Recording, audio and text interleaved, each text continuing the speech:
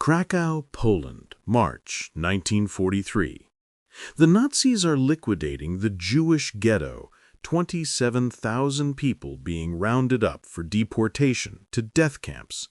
SS soldiers shoot anyone who resists. Children are torn from mothers' arms. It's systematic genocide in broad daylight. And watching from horseback on a hill overlooking the slaughter is Oskar Schindler, Nazi Party member, war profiteer, German spy. He came to Poland to get rich selling enamelware to the Wehrmacht. He's succeeded. His factory employs 1,000 Jews as slave labor. He's making a fortune. But today, watching a little girl in a red coat wander through the massacre, searching for her parents, something breaks inside him. From this moment forward, Schindler will spend every penny he's earned, his entire fortune, bribing SS officers, forging documents, protecting his workers from death.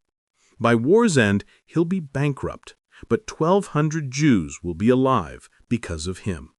This is the story of the most unlikely hero of the Holocaust, a flawed, womanizing, alcoholic Nazi who became righteous among the nations and proved that one person can make a difference, no matter how imperfect they are. April 28, 1908, Svitavy, Moravia, Austro-Hungarian Empire, now Czech Republic.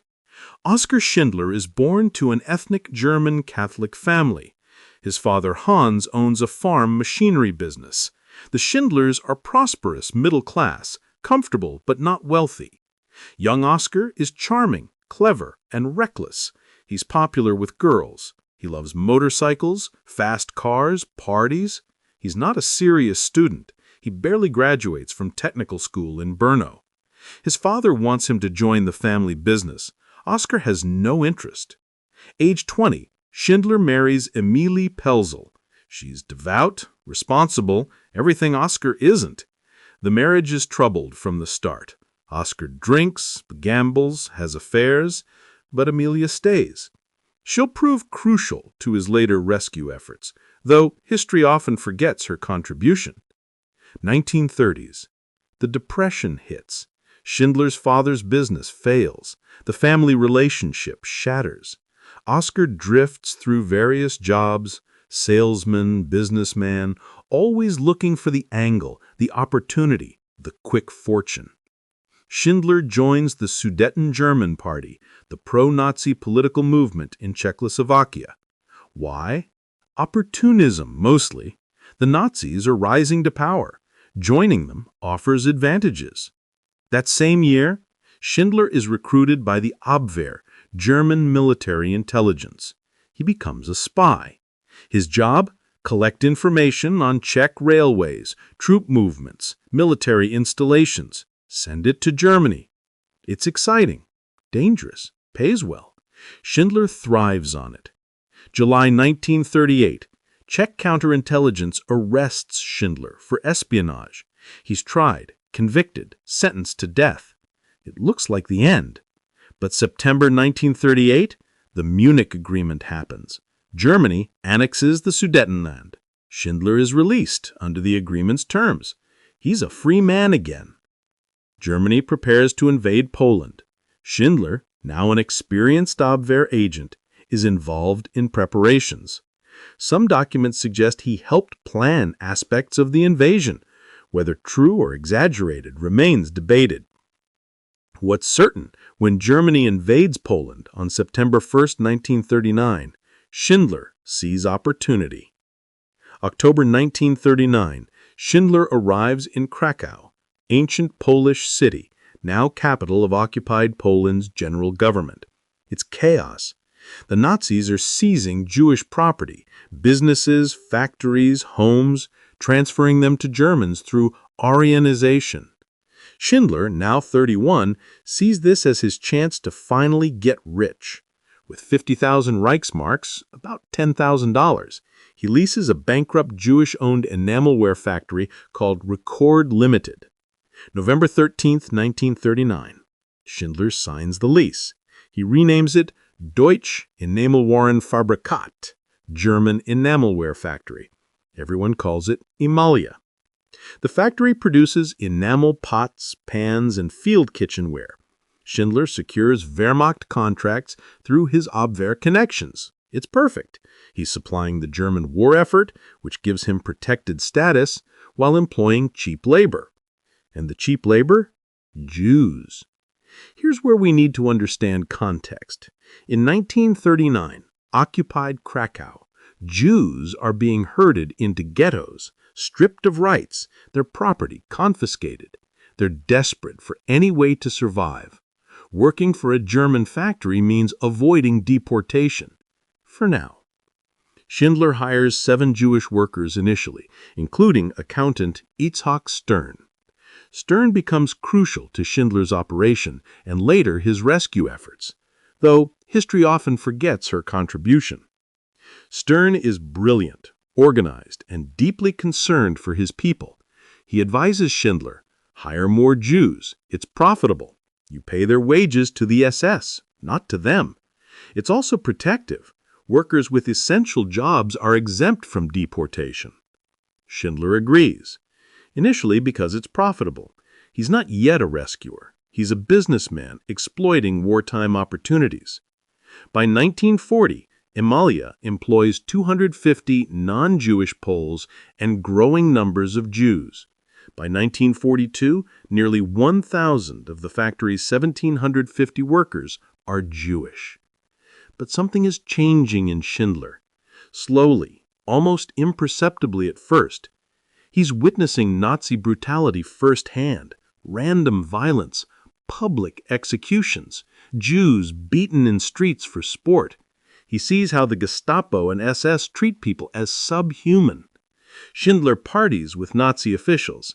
He's charming, buys expensive drinks, tells jokes. They like him. But he's increasingly disturbed by what he hears. These men talk casually about murder, about extermination, about making Poland Juden-free, Jew-free. The Krakow ghetto is established. 15,000 Jews are forcibly moved into a tiny walled district. Conditions are appalling. Multiple families per room, minimal food, disease everywhere. Schindler's Jewish workers commute daily from the ghetto to Emalia. They're exhausted, malnourished. Schindler starts providing extra food at the factory. Soup, bread, more than regulations allow. It's illegal. He does it anyway. He's also bribing officials. When workers are threatened with deportation, Schindler intervenes. He claims they're essential specialists, even elderly people, children, disabled individuals. He forges paperwork saying a 70-year-old woman is an essential metal worker. The bribes grow larger. Luxury goods, black market items, cash. Schindler spends freely, keeping his workers safe. March 13th to 14th, 1943. The Krakow ghetto liquidation. The SS orders the ghetto cleared. 8,000 Jews are deported directly to Auschwitz. Another 2,000 are killed in the streets, shot in their homes, in alleyways, anywhere the SS finds them. Schindler watches from a hill outside the ghetto. He's on horseback.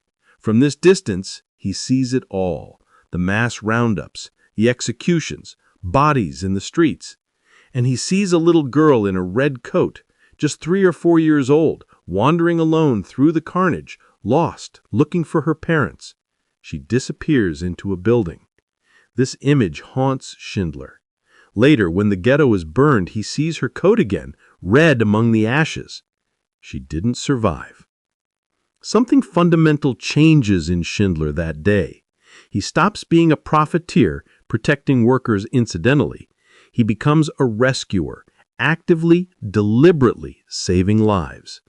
From this moment forward, Schindler will spend every penny he's earned, his entire fortune, bribing SS officers, forging documents, protecting his workers from death.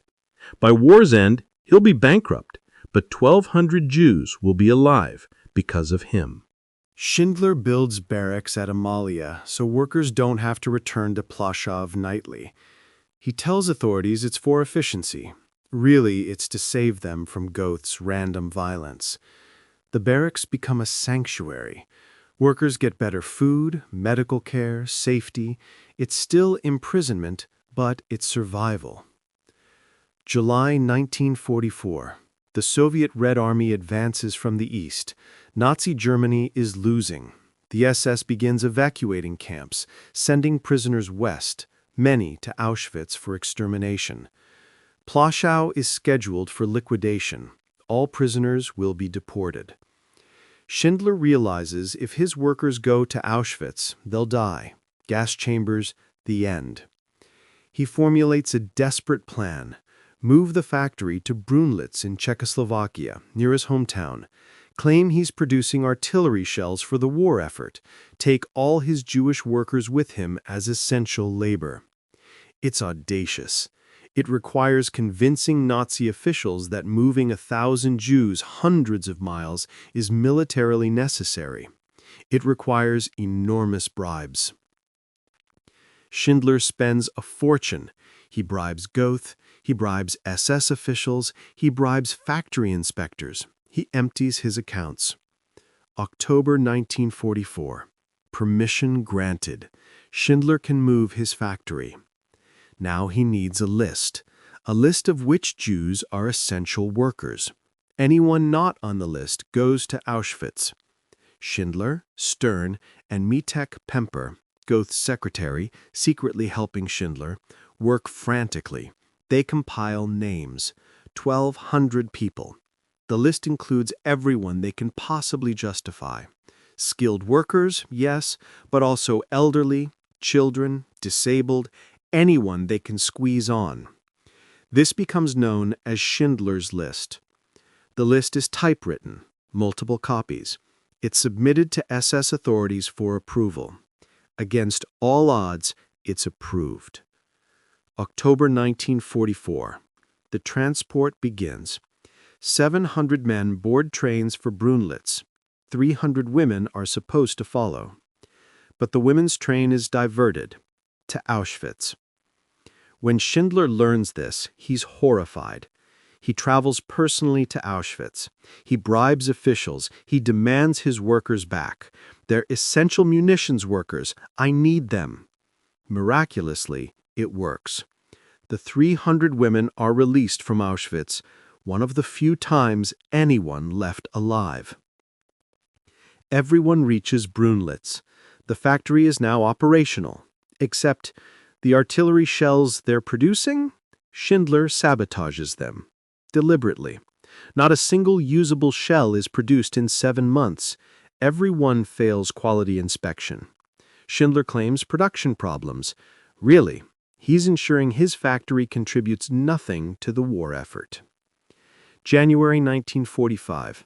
2 cattle cars arrive at Brunlitz. They've been traveling for 7 days from Goleschau, a subcamp of Auschwitz. Inside, 120 Jews from a munitions factory, frozen, starving. 13 are already dead. Schindler bribes the SS to take the train. The survivors are near death. Schindler's workers nurse them back to health using factory resources, more illegal humanitarian actions. May 7, 1945. Germany surrenders. The war is over. Schindler gathers his 1,200 Jews in the factory. It's midnight. He's dressed in prisoner stripes, disguised because now he's a fugitive. Nazi party member, war profiteer. The Allies will arrest him. He gives a speech, tells them they're free, asks them to observe 3 minutes of silence for the millions who didn't survive. Then he must flee. His workers give him a ring, gold melted from a prisoner's dental work. Engraved in Hebrew, "Whoever saves one life saves the world entire." Talmud quote. Schindler breaks down crying. I could have saved more. This car, this pin, more people. He's devastated by those he couldn't save, blind to the 1,200 he did. Schindler and Emily flee west in a Mercedes given by workers. They reach Allied lines. He's questioned but released. His Jewish workers' testimonies save him from prosecution. Post-war, Schindler is broke. He spent his entire fortune, millions of Reichsmarks, on bribes. He has nothing. He tries various businesses in Germany and Argentina. All fail. He's an alcoholic. His marriage to Emily crumbles, though they never divorce. He's depressed, unable to function. The Schindler-Juden support him financially. They send money from Israel, America, wherever they've settled. They know he's suffering. They never forget. Israel declares Schindler the righteous among the nations. He's honored at Yad Vashem. He visits Israel, receives a hero's welcome. The Schindler-Juden embrace him. He's family.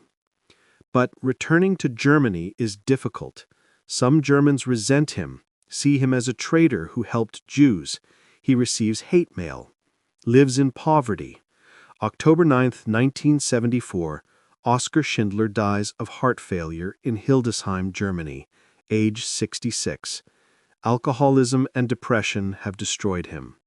But his last wish is honored: burial in Jerusalem, on Mount Zion, in the Catholic cemetery, the only Nazi Party member buried there. His gravestone is covered with stones, Jewish tradition of respect. Visitors from around the world leave rocks honoring the man who saved 1,200 lives. Steven Spielberg's Schindler's List brings the story to 25 million people worldwide. Schindler becomes famous globally. The film wins 7 Oscars.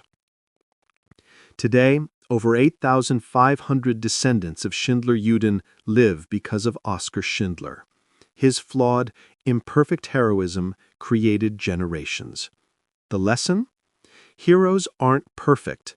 Schindler was an alcoholic, womanizer, opportunist who joined the Nazi Party for profit. But when confronted with evil, he chose humanity. Imperfectly, expensively, courageously. One person can save the world 1,200 times over.